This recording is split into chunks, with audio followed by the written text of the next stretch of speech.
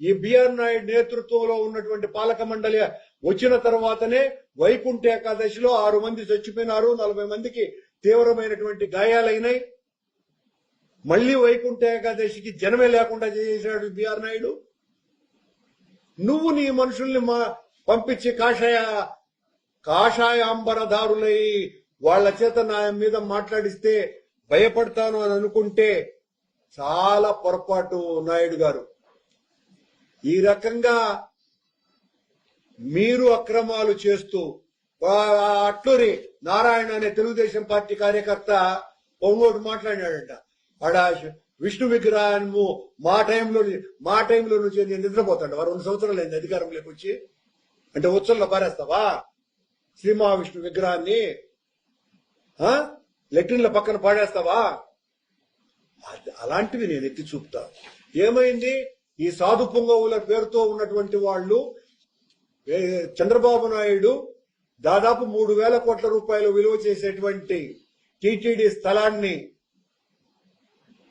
జంతువుల మాంసంతో వండేటువంటి ఒబరాయ్ హోటల్ కు ఇచ్చినందుకు ఎందుకు అబ్జెక్ట్ చేయలేదు మీరు? కొండ మీద అరాచకాలు జరుగుతుంటే ఎందుకు మీరు ఆపలేకుండా పోయినారు, మాట్లాడలేకుండా పోతున్నారు?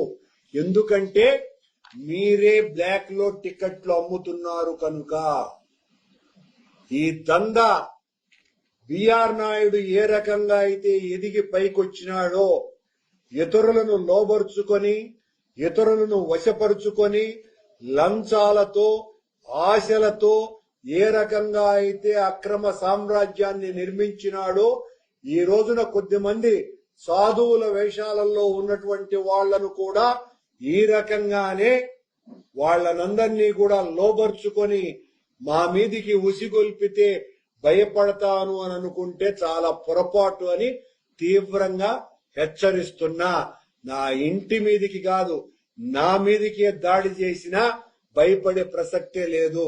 కరుణాకర్ రెడ్డి చేసేటువంటి ఉద్యమాలను, కరుణాకర్ రెడ్డి అవినీతికి వ్యతిరేకంగా, మీ అరాచకాలకు, మీ దౌర్జన్యాలకు, మీ అక్రమాలకు, మీ అపచారాలకు వ్యతిరేకంగా జరిపే పోరాటాలను ఆపాలంటే మీరు కరుణాకర్ రెడ్డిని భౌతికంగా నిర్మూలించాల్సిందే తప్ప నన్నేదో అడ్డుకుంటే ఆగిపోయే రకం నేను కాదు అని తీవ్రంగా హెచ్చరిస్తున్నా మిమ్మల్ని.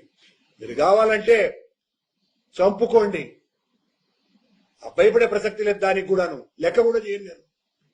కానీ బిఆర్ నీ గుండెల్లో నిద్రపోతా. నీలాంటి వాళ్లను చాలా మందిని చూసా. కాముడు, బిఆర్ కాముడు, బొల్లినేని కాముడు, చాలా మందిని చూసినాను కాముడు. నీలాంటి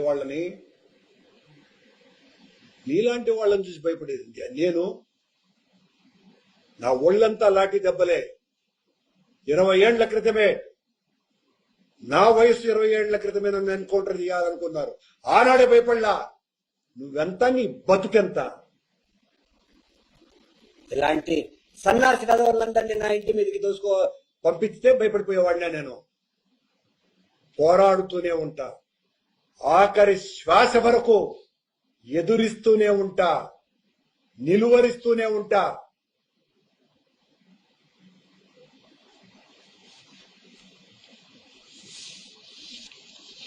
మీరేమైనా చెప్తే మాట్లాడతాను.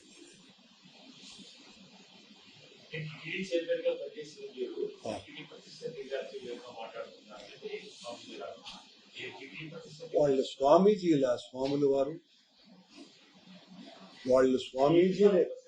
వాళ్ళ స్వామీజీలే అయితే ఒకవేళ నన్ను జగద్గురువు కంచి స్వామి ఆక్షేపిస్తే, జగద్గురువు శృంగేరి పీఠాధిపతి ఆక్షేపిస్తే, జగద్గురువు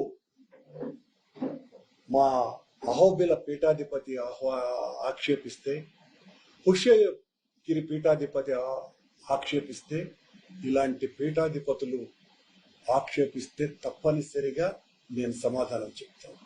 సొంతంగా పీటలు తెచ్చుకొని ఆ పీటల మీద కూర్చొని గంజాయి తాగుతూ బిఆర్ నాయుడు ఇచ్చేటువంటి పైసలకు ఆ టికెట్లను బ్లాక్ లో అమ్ముకునేటువంటి వాళ్ళు మేము స్వామీజీలము అంటే వాళ్ళకు కూడా సమాధానం నేను ఇవ్వాలంటే నా తలకాయ ఏడైనా పెట్టుకోవాలా.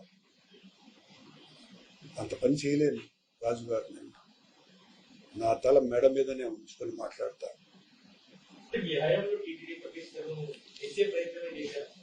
100% అది లోకమంతా గుర్తించింది. ఇప్పటి వరకు దాదాపు 47-48 మందో టీటీడీ అధ్యక్షులు వస్తే ఎవరూ చేయనంత హైందవ ధర్మ ప్రచారం కరుణాకర్ రెడ్డి చేసినాడు అన్నది నేనన్నటువంటి మాట కాదు. సాక్షాత్తు జగద్గురువులైనటువంటి పెజావర్ పీఠాధిపతి మాట్లాడినాడు, కంచి స్వామి మాట్లాడినాడు, కుర్తాళం స్వామి మాట్లాడినాడు. ఇంతకంటే రుజువులు మరొకటికి లేదు. ఇలాంటి వాళ్ళ నాకు సర్టిఫికెట్లు ఇచ్చేది. సన్నాసులు కాదు నాకు సర్టిఫికెట్లు ఇవ్వాల్సింది, నిజమైన స్వామీజీలు. జగన్మోహన్ రెడ్డి గారి ఆ సమయం.